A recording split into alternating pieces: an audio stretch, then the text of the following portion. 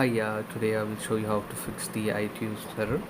Let's get started. Open File Explorer, go into this PC, then go into C drive. At the top of the bar, click on it and type program data and hit enter. Go into Apple folder and delete the lockdown folder. Okay.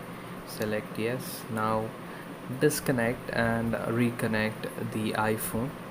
That should probably solve the issue. If not, restart the machine.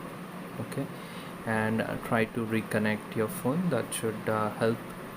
And or else the last thing which you could try is you could uninstall and reinstall the iTunes app. That should probably fix the problem. Okay, thanks for watching, folks.